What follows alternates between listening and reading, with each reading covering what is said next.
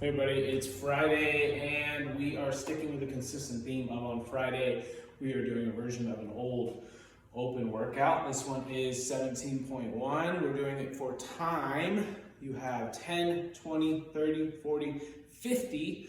So unlike when you saw the burpees going down in reps and those calories and push-ups going down in reps the other day, we have an increase in reps this time of dumbbell snatch. This is going to be an alternating dumbbell snatch. And then we have burpee box jump overs that stays the same throughout this workout. So after you finish your 10 dumbbell snatches, you go to 15 burpee box jump overs. You then have 20 dumbbell snatch, 15 burpee box jump overs.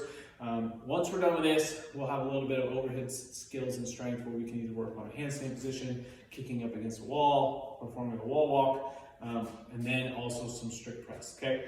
So first on the dumbbell snatch, we're gonna have the dumbbell on the ground. As we come down in between reps, we'll talk about that too. But we first reach down. We almost, if it's heavy enough, you're gonna have to swing it and then punch overhead. Okay, let's scoot back. Dumbbell. As I come down, you can switch either the shoulder, overhead, or on the ground. I like to switch the shoulder, down, dumbbell hits. If it's heavy enough, you might have to swing. Using those hits, keeping your back in a good position. On this one, especially as we get into the higher rep range, if we go to pick up that dumbbell or switch, sometimes our butt's way too high in the air and we're curving that back so that we come up. And it's a really sloppy snatch, so make sure use those hips to help power that snatch up. It's not just your upper body. Now let's talk about burpee box jump overs. 15's a lot, so you gotta be able to maintain your pacing, which means you're probably gonna be jumping onto the box and stepping off, but also stepping into your burpees. Okay, so you'll see that here as I go into my burpee. Chest hits the ground, thighs hit the ground. I can, on the way up, step up towards the box, jump, turn, and step off. Okay?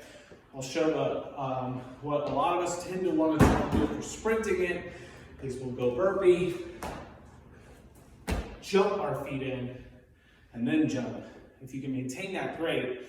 But we do have a lot of these coming, so you might want to step so you control your heart rate here. Focus on going fast, consistent, and then pushing those dumbbell snatches.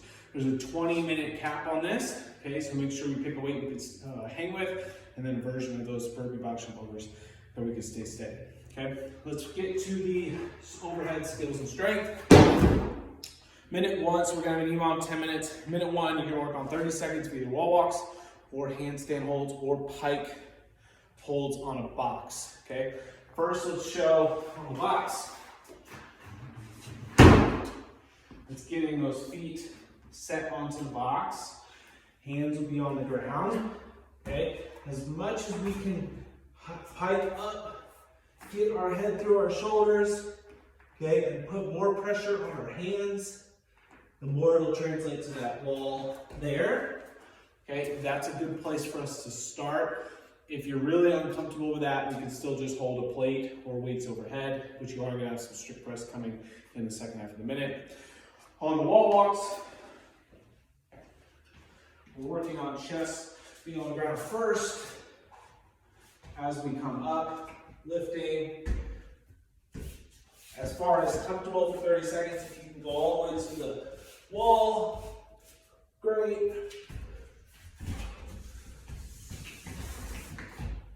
If we only need to do a few steps before we wear out, that's okay too. We're just working on getting comfortable with that.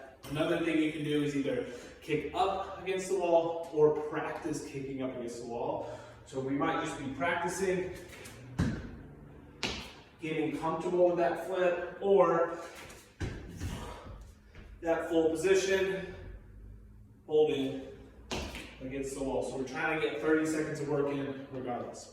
Then we're going to go to the second part of the EMOM, which is going to be 4 slow strict press, working on a 30-second descent from the top. So get our bar set. You'll have had a little bit of rest from your upside down work. We're going to press up, strict press, And then we're gonna come down. 1, 2, 3. Trying to come as close to the face as we can. Strict. 1, 2, 3. You can have this bar and rack. Just make sure we work and have enough wall space for the other movements. But keep in mind on that weight, okay, you might build up throughout the EMOM, but you're gonna be fatigued some from that upside down work, handstand work, wall walk work, whatever you're doing. But it'll be good for that strength and being able to control that strict press, since those two do go together. Good luck on 17.1. Have fun with the handstands. See you tomorrow.